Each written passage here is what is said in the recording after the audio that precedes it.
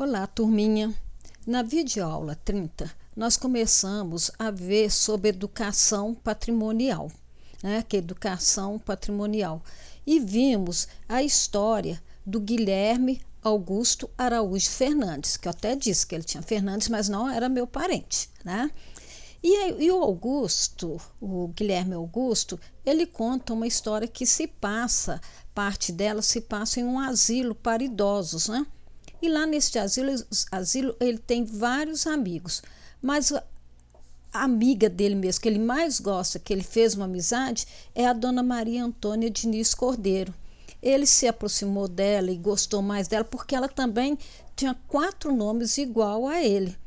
Aí, até que vocês viram que ele ouviu uma conversa dos pais falando que a dona Maria Antônia estava perdendo a memória e ele sai em busca de objetos que lembrem o passado e leva para a dona Maria Antônia até que ela recorda, né? E se lembra do passado com esses objetos. Então, ela revive e retorna com a sua memória. Então, nós vamos ver como que a memória, né, foi importante, né? E como que um menino, o Guilherme Augusto Araújo, conseguiu fazer com que a dona Maria Antônia Diniz Cordeiro voltasse à memória e recordasse todo o seu passado. Então, vamos ver hoje, veremos a videoaula 33, Educação Patrimonial, valorizando o passado, vivendo o presente, pensando o futuro. Professora Rosângela Macedo Fernandes. Então, vamos lá? O que é educação patrimonial? Vocês devem estar se perguntando, né? Afinal de contas, o que é educação patrimonial? São processos educativos formais e não formais, que têm como foco o patrimônio cultural, apropriado socialmente como recurso para a compreensão sócio-histórica das referências culturais em todas as suas manifestações, a fim de colaborar para seu reconhecimento, sua valorização e preservação. Então, este conceito, né, foi dado em processo pelo IFAM em 2014, Educação Patrimonial, Histórico, Conceitos e Processos, IFAM 2014. O que é educação patrimonial? Novamente faço essa pergunta. Construção coletiva do conhecimento, mediação, criação de espaços de interação, respeito à diversidade sociocultural, compreensão dos espaços territoriais como documento vivo, a abordagem complexa das realidades, patrimônio como tema transversal, interdisciplinar e transdisciplinar. Mas qual patrimônio estamos falando? Afinal, qual patrimônio que tanto se fala? O patrimônio cultural, né? Cultura também, de memória, né? Como aquelas memórias que a Maria Antônia Diniz Cordeiro perdeu, né? A memória social ou memória coletiva. A identidade, que é muito importante, que é a identidade local, a identidade regional e a identidade nacional. Mas qual patrimônio? Novamente faço a pergunta, mas qual patrimônio? Michael Pollack fala que é o seguinte: podemos, portanto, dizer que a memória é um elemento constituinte do sentimento de identidade, tanto individual como coletiva, na medida em que ela é também um fator extremamente importante do sentimento de continuidade e de coerência de uma pessoa ou de um grupo em sua reconstrução de si. Novamente, mas qual patrimônio? O patrimônio cultural forma-se a partir de referências culturais que estão muito presentes na história de um grupo e que foram transmitidas entre várias gerações. Ou seja, são referências que ligam as pessoas aos seus pais, aos seus avós e àqueles que viveram muito tempo antes delas.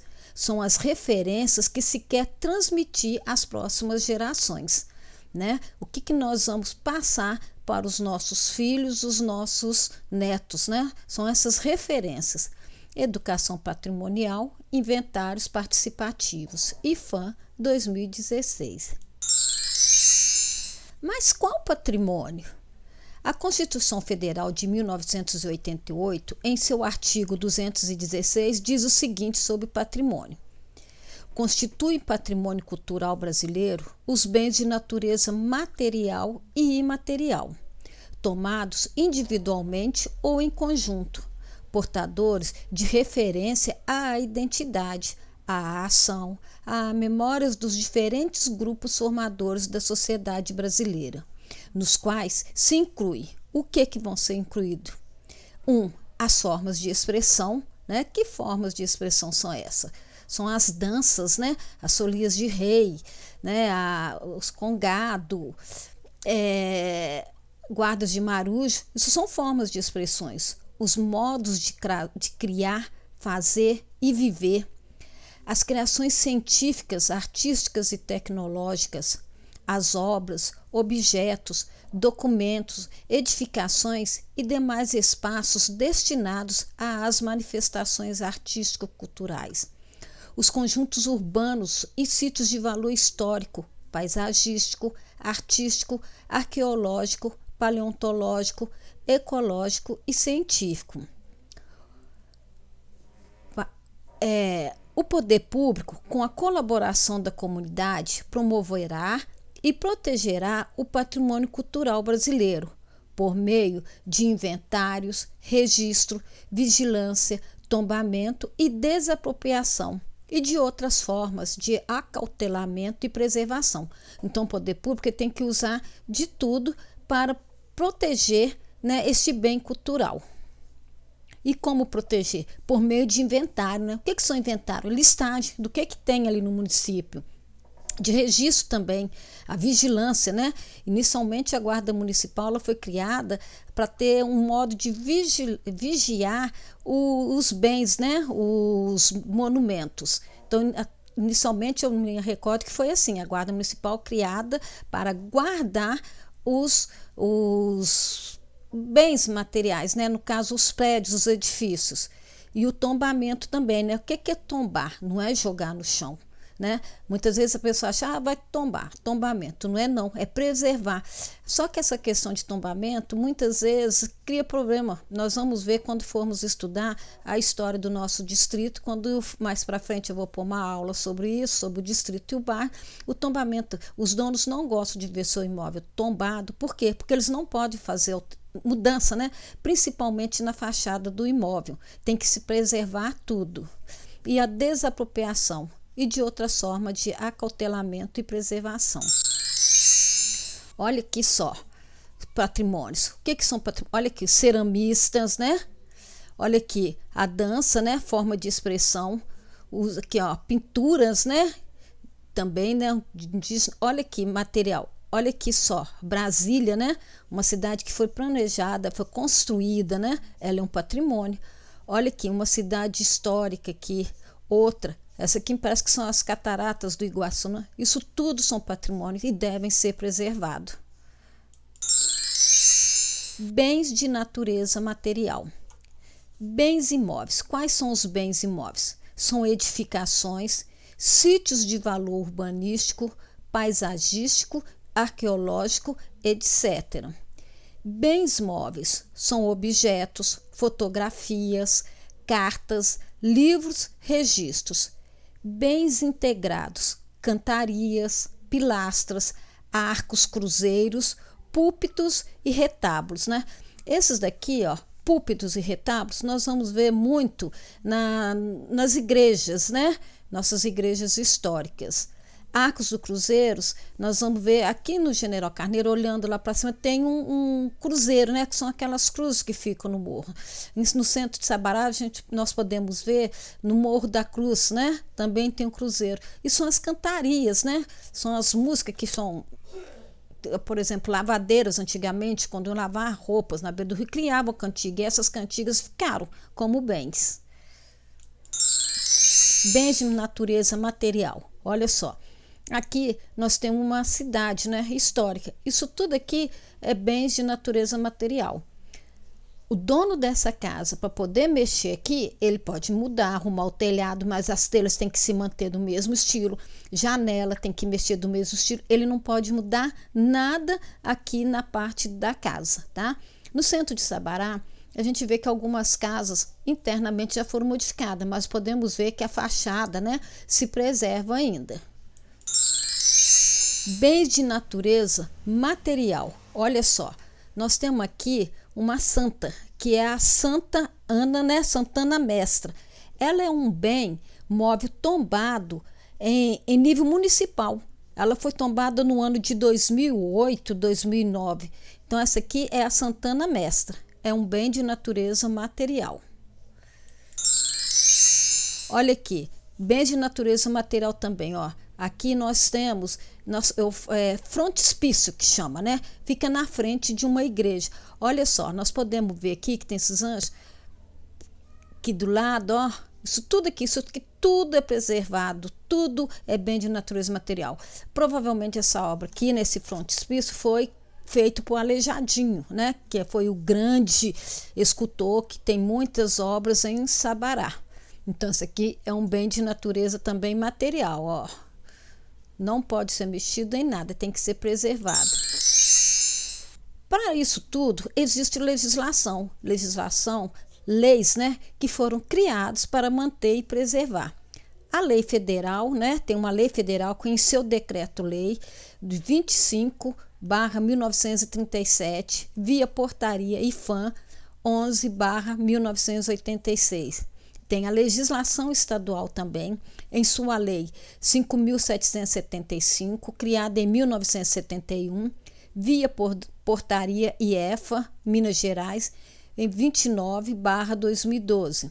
Tem a lei municipal também, né, que é a lei do município criado para tal.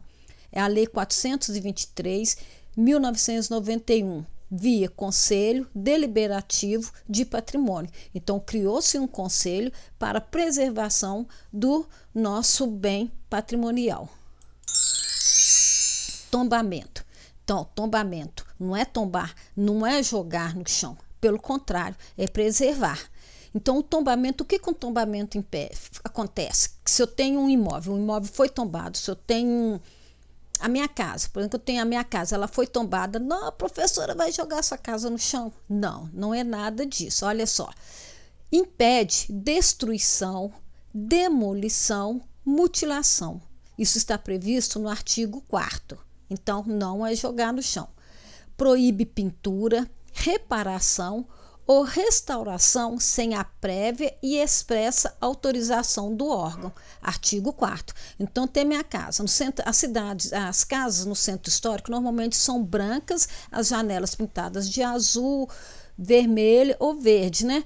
Aquelas casas, elas não podem mudar a cor dela. Tem que ser sempre branquinha. Não posso chegar lá e pôr lá, eu quero um salmão, eu quero um azul, eu quero um vermelho, um verde, não. Tem que ser sempre daquele. Então, não pode mudar. A pintura, a restauração, tudo para se fazer nessas casas, nesses imóveis tombados, tem que ter autorização do órgão.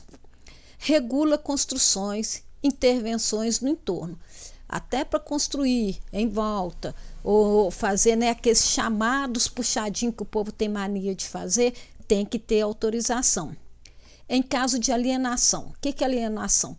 Eu comprei um imóvel e não consegui pagar. Aí eu tenho um bem que eu não consegui pagar. O banco vai e me toma este imóvel. Aí depois vai para leilão. Aí quem que tem direito de comprar este imóvel primeiro, de preferência, é o órgão responsável pelo tombamento.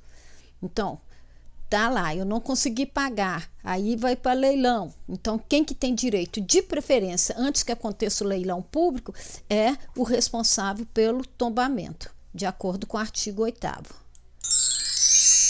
Agora, bens de natureza imaterial. O que são bens de natureza imaterial? São os saberes, né? São os ofícios e o modo de fazer. Nós temos aqui em Minas Gerais o queijo, né? O queijo do cerro, o queijo da canastra. O modo de fazer dele hoje é um patrimônio, né? Então, é um modo de fazer também. Celebrações, nós temos as festas religiosas, né? Temos folias de reis, tem a congada, tem a guarda de marujo, as festas, celebrações civis e as de lazer também. Formas de expressão, música, dança, performance, artes cênicas e visuais. Todas essas formas de expressões são bens de natureza imaterial. Lugares são os espaços coletivos e suas relações. Então vamos ver aqui. Nós temos bem de natureza imaterial. Olha só, nós temos aqui o Oroponobis, né? Que tem até o festival de Oroponobis lá em Pompéu. Aqui nós temos a renda turca, né? De bicos, né? Ronda turca de bicos. Ela foi o primeiro modo de fazer registrado em nível municipal. E temos a palma, né? Que parece que só Sabará que faz. Muito bonita essas palmas, tá? Só Sabará que faz. E essa renda, olha só, essa renda foi o primeiro modo de fazer registrado em nível municipal no ano de 2003, 2004. Olha aqui, o Festival de Jabuticaba também acontecendo. Também é um bem de natureza imaterial, né? Esse ano nem sei se vai ter, né? Por causa que não pode ter aglomeração, mas normalmente acontece no final do ano o Festival de Jabuticaba. E assim, tem pessoas do Brasil todo, né? Costuma vir até de outros países para poder vir nesse Festival de Jabuticaba, tá? É muito famoso e muito bom. Aqui nós temos, né, de expressão, forma de expressão, nós temos guardas de marujos, que foi a primeira forma de expressão registrada em nível municipal no ano de 2015. Então, a guardas de marujo, essa foto é famosa. Só falar em guarda de marujo é a foto que mais aparece. Então, é a primeira forma de expressão que foi registrada em nível municipal no ano de 2015. Educação patrimonial, de novo, então vamos ver. Atualmente, o Instituto do Patrimônio Histórico e Artístico Nacional, IPHAN, instituição federal vinculada ao Ministério da Cultura e responsável pela política de patrimônio cultural em nível nacional, entende a educação patrimonial como sendo constituído por todos os processos educativos formais e não formais que têm como foco o patrimônio cultural, apropriado socialmente como recurso para a compreensão sociohistórica das referências culturais em todas as suas manifestações, a fim de colaborar para seu reconhecimento, sua valorização e preservação. Considera ainda que os processos educativos devem primar pela construção coletiva e democrática do conhecimento, por meio do diálogo permanente entre os agentes culturais e sociais e pela participação efetiva das comunidades detentoras e produtoras das referenciais culturais, onde convivem diversas noções de patrimônio cultural. Então, aqui nós temos a Capela do Senhor Bom Jesus, um dos primeiros bens imóveis tombados em nível municipal no ano de 1988. Eu não tenho certeza, mas me parece que essa capela fica no Morro da Cruz, tá? No centro da cidade, a gente vê ela lá no alto, lá onde ficam as torres de transmissão do celular, né? Então, a Capela do Senhor Bom Jesus, um dos primeiros bens imóveis tombado em nível municipal no ano de 1988. Patrimônio cultural. Referências culturais são edificações e são paisagens naturais. São também as artes, os ofícios, as formas de expressão e os modos de fazer. São as festas e os lugares a que a memória e a vida social atribuem sentido diferenciado. São as consideradas mais belas, são as mais lembradas, as mais queridas. São fatos, atividades e objetos que mobilizam a gente mais próxima e que reaproximam os que estão longe, para que se reviva o sentimento de participar e de pertencer a um grupo, de possuir um lugar.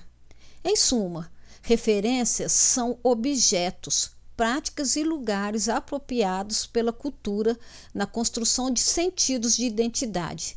são o que popularmente se chama de raiz de uma cultura.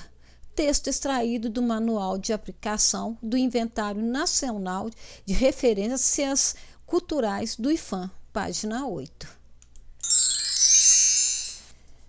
Na nossa vida pessoal, aquilo a que atribuímos valor se torna um bem, algo que buscamos manter, preservar, pois nos enriquece de alguma forma. Ao falarmos do nosso patrimônio cultural, nos referimos ao conjunto de bens que constitui a nossa cultura, algo que nos enriquece enquanto povo. Segundo a definição do artigo 216 da Constituição da República Federativa do Brasil, o patrimônio cultural brasileiro constitui-se dos bens de natureza material e imaterial, tomados individualmente ou em conjunto, portadores de referência à identidade, à ação, à memória dos diferentes grupos formadores da sociedade brasileira, nos quais se incluem as formas de expressão, como eu falei, são tem a folia de reis, os modos de criar, fazer e viver, as criações científicas, artísticas e tecnológicas, as obras, objetos, documentos, edificações e demais espaços destinados às manifestações artístico-culturais, os conjuntos urbanos e sítios de valor histórico, paisagístico, artístico, arqueológico, paleontológico, ecológico e científico. Olha aqui a renda turca de novo, renda turca de bicos. Primeiro modo de fazer, registrado em nível municipal no ano de 2003 e 2004. Agora, nós vamos ver aqui algumas coisas de Sabará, alguns pontos que nos falar, ponto turístico, mas eu quero mostrar para vocês a preservação, o que mudou, o que não mudou. Então, vou mostrar para vocês uma foto antiga, alguns eu vou mostrar uma foto antiga e uma foto atual, para a gente ver o que foi preservado ou não no entorno, Vocês lembram que a preservação, o tombamento também está relacionado ao entorno daquele imóvel ou daquele local? Então, aqui nós temos o pontilhão da rede ferroviária histórica. Esse pontilhão aqui, quando vocês costumam vir de Patinga, ali onde tem um depósito da ponte, perto da praça de esporte, melhor dizer, fica ali perto da praça de esporte, tá? A história de Sabará tem suas raízes nos primórdios da colonização do Brasil e está intimamente relacionada à lenda do Sabarabuçu, região de limites imprecisos. O Sabarabuçu atraiu inúmeros aventureiros para o seu sertão. A busca do sertanista era pela riqueza das serras, prata e pedras preciosas. Em 1674, chegou à região a bandeira de Fernão Dias Paz, dando início ao que se tornaria o mais importante arraial fundado pelo bandeirante paulista. Então saíam, pessoas vinham de São Paulo, um grupo de homens, naquela época homens corajosos, que para entrar no sertão afora tinha que ser muito corajoso, porque naquela época não tinha vacinas, onde muitos acabavam morrendo por doenças que pegavam na mata. E essa bandeira, que era o grupo de Fernão Dias Paz, vinham atrás de pedras preciosas e tudo. Aí tornaria o mais importante afundado por esse bandeirante paulista. O Arraial da Barra de Sabará, centro comercial estratégico diretamente ligado à Estrada Real, já por volta de 1700, possuía intensa movimentação, sendo um dos mais populosos das Minas. Em 1711, foi elevada à condição de Vila Real de Nossa Senhora da Conceição do Sabará. 3 anos depois, tornou-se sede da extensa comarca do Rio das Velhas, cuja jurisdição alcançava os limites de Goiás, Pernambuco e Bahia. Olha só, gente, como que Sabará era grande. Olha só, pensando bem, a gente tinha até mar, hein? Olha só, porque atingia Pernambuco e Bahia. Então, Sabará era enorme. Para vocês terem uma ideia, Sabará cedeu parte de seu terreno para a construção de Belo Horizonte. Porque Sabará, os limites de Sabará, a gente vê, ia até Contagem. Naquela época, Contagem chamava Contagem das Abóboras. Então, até perto de Contagem. Sabará era muito grande, As cidades ao redor dela desenvolveram e Sabará, entre aspas, parou no tempo. Talvez por causa da preservação do nosso patrimônio. Então, olha só, a jurisdição dela alcançava até os limites de Goiás, região centro-oeste, Pernambuco e Bahia, lá para o nordeste. Então, falar então, Sabará, né? Antigamente tinha até mar, né? O fastio de ouro fez a coroa portuguesa instalar as casas de fundição, a fim de serem cobrados os impostos sobre a produção aurífera. Contudo, terminado o ciclo do ouro, Sabará manteve uma relativa atividade comercial até boa parte do século XIX. E ainda hoje, o ouro é explorado no município. Em 1822, Sabará contribuiu com uma significativa importância em dinheiro e com voluntários para a luta pela independência. Olha só como que Sabará. Na época da escravidão, Sabará era um dos municípios que mais tinha escravos, né? Onde mais se comercializava escravos no estado era em Sabará. Triste, né? Pensar desse jeito. Então, em 1822, Sabará também contribuiu com uma significativa importância em dinheiro e com voluntários para a luta pela independência. Olha a nossa história aí, contribuindo para a independência do Brasil. No centro histórico está localizada a maioria dos atrativos históricos e arquitetônicos. Igrejas do século XVIII, o Teatro Municipal, Museu do Ouro, chafarizes e o casario de arquitetura colonial. Há igrejas em Sabará que mesclam características artísticas de diferentes fases do barroco mineiro. A matriz de Nossa Senhora da Conceição apresenta características de 3 períodos da arte barroca, fato raro nas cidades históricas de Minas Gerais, né? Porque, olha, quando fala que mescla características artísticas de diferentes fases do barroco mineiro, porque nós tivemos primeiro ciclo do ouro, segundo ciclo e terceiro ciclo do ouro, né? À medida que o ouro foi acabando, né? Porque antigamente falava, se arrancar um mato na beira do rio, esse mato saía com ouro, né? Eles falavam, os garimpeiros. Aí, algumas cidades vão ter característica dessas 3 fases do ouro. Vamos ver aqui o Museu do Ouro, né? O Museu de Intendência, né? Acredito que muitos de vocês já viram, né? Vão até lembrar dessa roda. Aqui, né, que era pesado, prensado o ouro, e uma parte, né, tinha um quinto do ouro, onde parte ia para Portugal. Esse museu, se vocês tiveram oportunidade de visitar, ou quem já visitou, vai lembrar dessa casa, né? Que é o Museu do Ouro, desta roda aqui também. Matriz de Nossa Senhora da Conceição. Fabulosa, fabulosa essa matriz de Nossa Senhora da Conceição.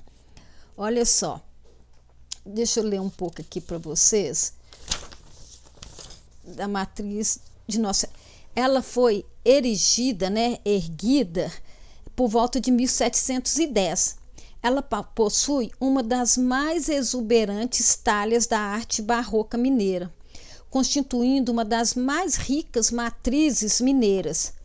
Altares laterais, olha, ela tem altares laterais, tem púlpitos, né, de fina elaboração, pinturas de qualidade, influência oriental e outros detalhes. Ela localiza-se no antigo arraial da Igreja Grande, o Largo da Matriz. Ela é fabulosa, né? Ela vai pegar o primeiro ciclo do ouro, né? Quando tinha uma grande abundância de ouro.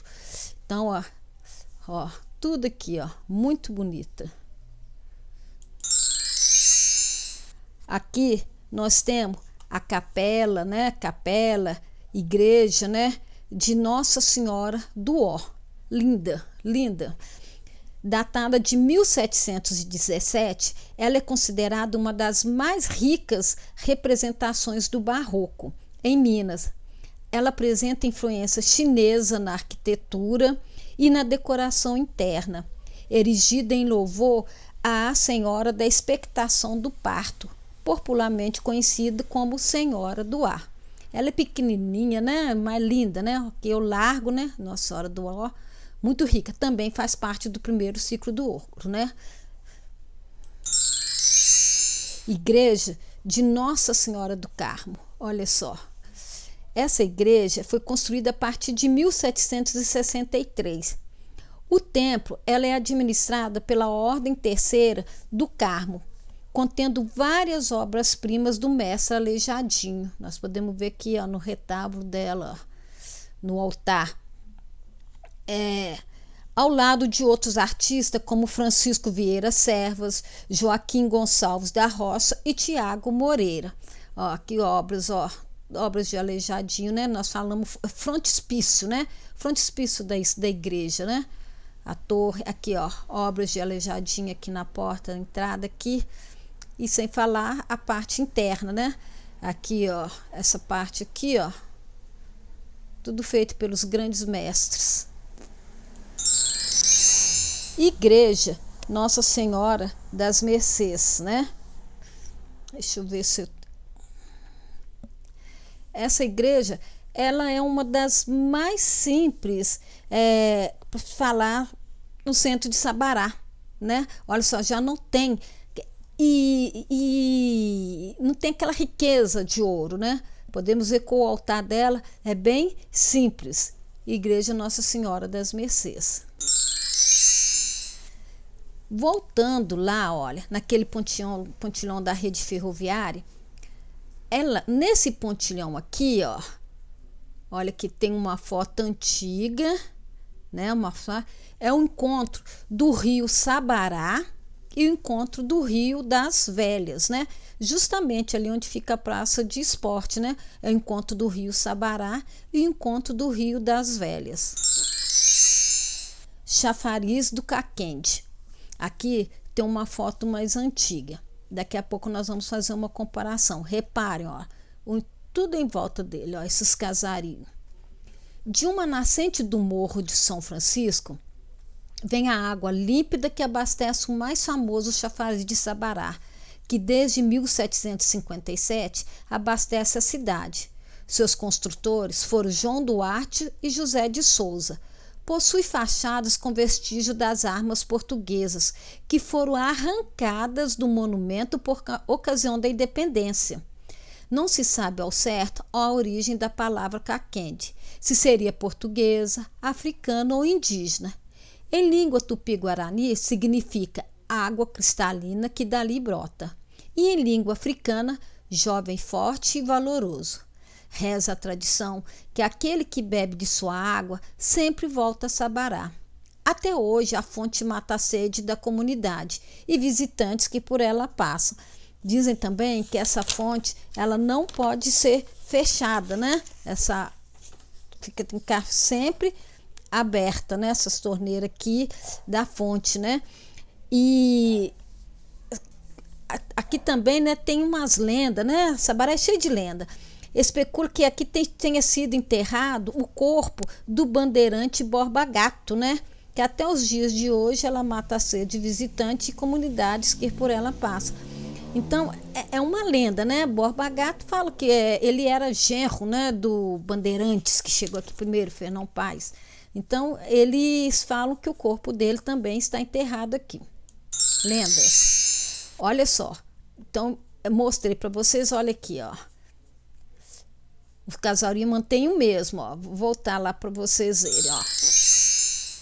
Olha, esse casario aqui, ó, a rua, né? A preservação do entorno ao monumento. Não se pode mexer em nada. Olha aqui. Do mesmo jeito. Voltando lá, vamos ver se tem. Eu queria ver se tivesse umas fotos de pessoas antigas, mas não tem. Então tá aqui, ó, chafariz do Caquende, né? Que abastece a cidade e muitas pessoas pegam água. Casa de Câmara e Cadeia, que fica na Rua da República. Quando nós passamos ali na Rua Beira Rio, dá para ver essa casa, né, do ônibus ou de carro. Trata-se do segundo prédio da antiga Câmara e Cadeia, que funcionou de 1892 a 1924. A primeira casa foi demolida no final do século XIX. E o prédio atual mantém as características arquitetônicas básicas. O belíssimo e amplo salão na parte superior abriga hoje o acervo da biblioteca pública, né? Que é essa parte aqui, ó.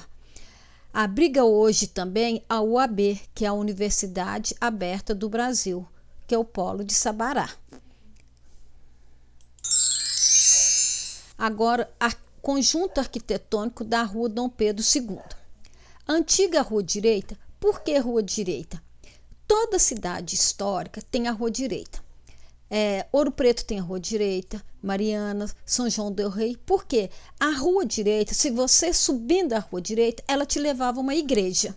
Vou contar isso mais para frente, a qual igreja que a rua direita levava. A antiga rua direita, mais importante artéria da Vila do Sabará, possui um conjunto arquitetônico tombado pelo Instituto do Patrimônio Histórico e Artístico Nacional, IPHAN.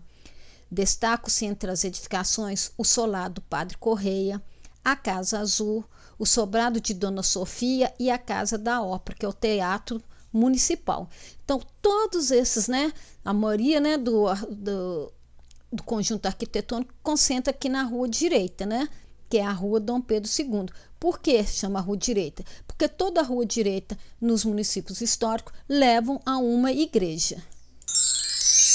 Aqui, foto antiga, o solar Dona Sofia, mantém, nós podemos ver que, aqui, do mesmo jeito, crianças ainda, brincavam na rua. É uma foto mais antiga. Hoje nós passamos lá, dá para ver que tem esses coqueiros aqui. Hoje parece, solar da Dona Sofia, funciona também, funcionava a biblioteca. Há pouco tempo estava servindo como prefeitura, O prefeito estava despachando lá. E aqui hoje funciona, é um laboratório, da Pardini, Hermes Pardini.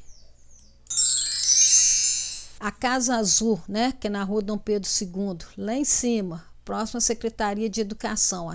Então aqui, o prédio vermelho é a Secretaria de Educação e essa aqui é a Casa Azul.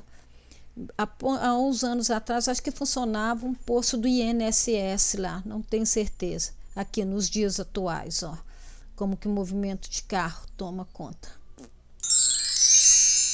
Vocês lembram quando eu falei lá atrás para vocês que a rua direita levava a uma igreja? A rua direita, que é a rua Dom Pedro II, levava a esta Praça Santa Rita, onde ficava essa igreja, A Igreja Santa Rita, que dizem, que foi demolida numa noite.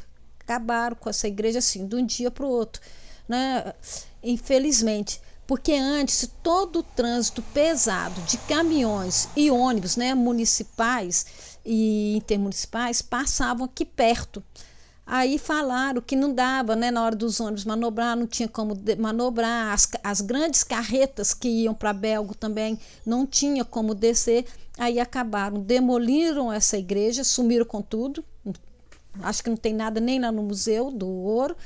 E hoje nós temos a praça aqui apenas com coreto. Ficou com o nome Praça Santa Rita, mas infelizmente a igreja foi embora. Aqui nós temos a rua Luiz Cassiano. Vocês já devem ter passado também. É ali onde fica a Casa Lotérica, Olhem ao fundo, nós temos essa igreja aqui, que é a igreja São Francisco. É uma das igrejas mais altas, Fala que é a igreja mais alta de Sabará.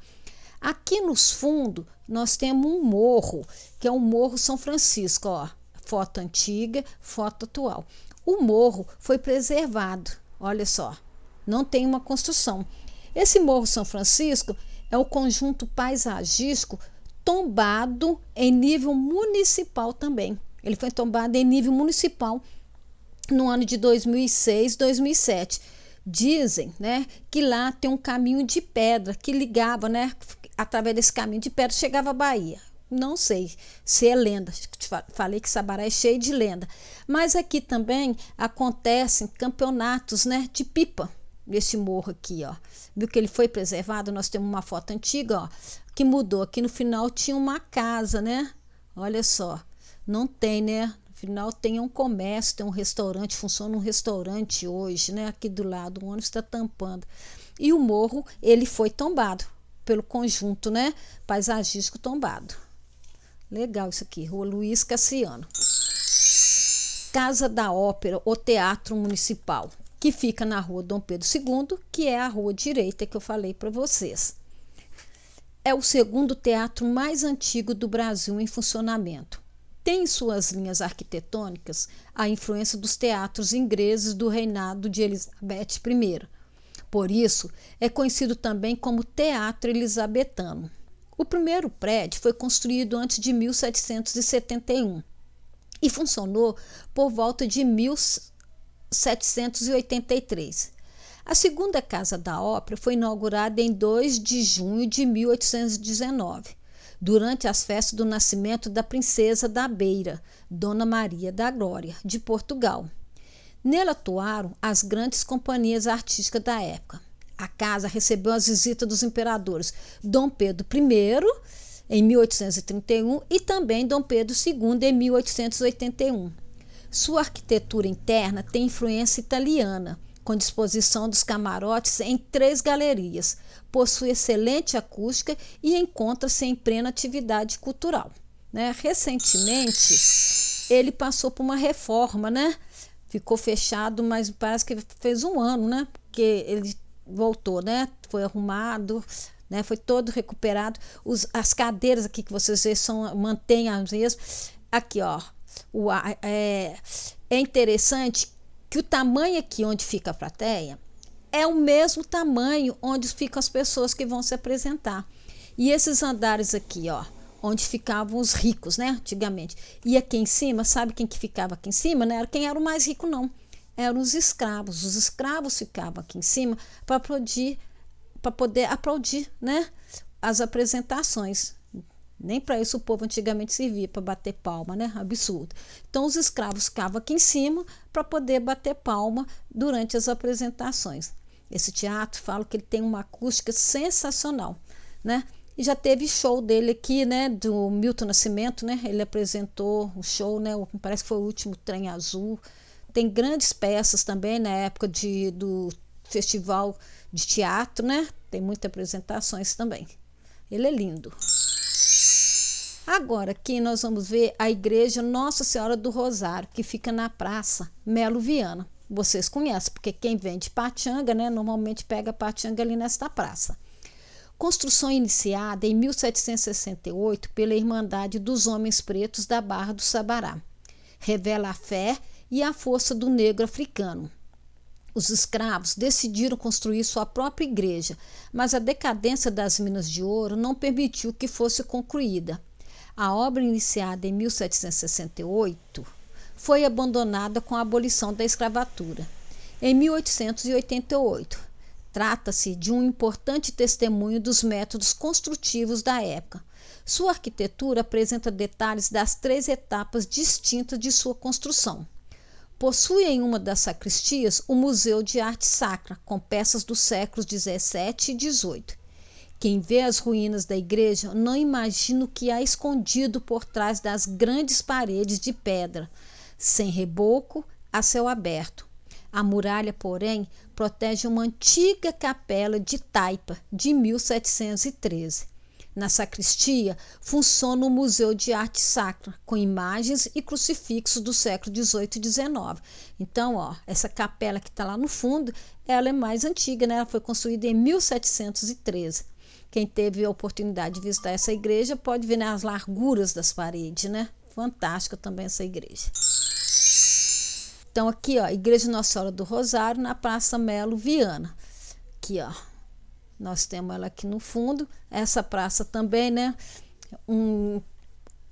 ela era muito bonita, mudaram ela também. Aqui nós temos um chafariz, chafariz do Rosário, ao entorno. Aqui nós podemos ver o Largo do Rosário, que é onde fica a Praça Melo Viana, onde fica a igreja. Aqui, ó, vocês não vão acreditar o que está acontecendo aqui. Na época, isso aqui era um carnaval, Bem tranquilo, em relação ao carnaval de hoje de Sabará. Olhem aqui no fundo, ó. Aqui no fundo, sabe que a igreja que eu disse para vocês que foi demolida, A igreja de Santa Rita de Cássia, ó. Porque a rua direita, subindo a rua direita, nós chegamos aqui no Largo da Igreja do Rosário. E aqui no fundo, nós vamos ver que tem a igreja de Santa Rita. Aqui, ó, é a escola, Paula Rocha, Parece que é o colégio Paula Rocha. Agora o Largo hoje, Como está. Aqui, até pouco tempo, quando eu estudei aqui perto, tinha uma praça maravilhosa, com vários pés de rosa, hortênsias, grama. Aí teve um prefeito que infelizmente foi lá, não gostava muito de graminha, tirou tudo. a Praça Melo Viana, novamente, né? Aqui nós temos o fórum, né? O fórum hoje, né? Ele antigamente e hoje ele como, né? O fórum de Sabará. A Rua Borba Gato, né? Esta rua recebeu esse nome em homenagem ao Borba Gato, né? Aqui nós vamos ver, aqui ó, lá no fundo nós tem a Igreja do Carmo. Nós podemos ver aqui também, ó, a Igreja do Carmo. Aqui é o clube, né, Cravo Vermelho, né? Cravo Vermelho, que na época, né, na época do ouro, na época boa, era um pouco, não permitiam, né, descendentes afro, não era permitida a entrada deles, né? Era um clube bem elitizado. Esta casa aqui é a casa que eles falam que seria a casa de Borba Gato. Hoje ela funciona como um arquivo, né? Há pouco tempo era uma residência, hoje não. Funciona como guarda-documentos lá, tá? Casa de Borba Gato. Aqui, ó, descendo também, ó, né? Tem a antiga Câmara, né? Que tem lá a Câmara dos Vereadores, né? Que vocês podem ver, já devem estar lembrando desse caminho aqui. A Praça Antônio de Albuquerque, né? Antônio de Albuquerque. A Praça Antônio de Albuquerque, aqui, ó, descendo aqui é a Rua Borba Gato, ó. Esta praça antigamente tinha isso aqui, ó. Falo que era acho que era um tipo de caixa d'água que existia aqui, ó. Era uma caixa d'água. Acabou, hoje tem eu acho que é um ponto de táxi ou aqui parece uma banca de revista, né? Como que mudou o tempo, ó, as mudanças que ocorreram de lá para cá. Parece que era uma caixa d'água, né? E aqui já é outro, mudaram, tiraram. Agora, o que são os inventários participativos? Fazer um inventário é fazer um levantamento, uma lista descrevendo os bens que pertencem a uma pessoa ou a um grupo. Quando falamos em inventariar os bens culturais de um lugar ou de um grupo social, estamos falando em identificar suas referências culturais. O inventário também pode contribuir para atividades que tragam as referências culturais do entorno da escola para a sala de aula, né? Então, o que nós temos ao entorno? O que acontece em volta da nossa escola? Nós temos um festival de pastel na Igreja São Sebastião, né? Aqui, indo mais para o fundo, nós temos o Festival de Caldo, que acontece na Avenida Brasil. Temos agora uma feirinha, né? Isso tudo faz como referência cultural do entorno da nossa escola. Inventário. Levanta, mapeia e identifica as referências culturais de determinado território. Levanta as informações prévias sobre essas referências por meio da consulta a fontes nos mais diversos suportes. Pesquisa as várias características das referências e sua importância para os grupos sociais em questão. Documenta as referências por meio de fotografia, vídeos e auto. Inventariar é anotar, né? Documentar tudo que tem, que faz parte do patrimônio cultural de um determinado território.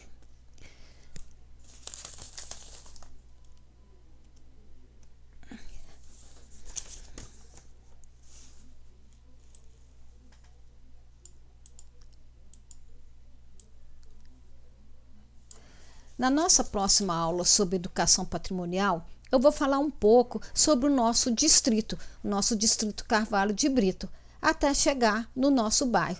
Tenho certeza que vocês vão gostar muito também da história do nosso distrito, né? Sobre a criação dele, tá? E tenho certeza que muitos pais vão lembrar da história do nosso distrito também, Distrito Carvalho de Brito, certo? Até a nossa próxima aula sobre educação patrimonial.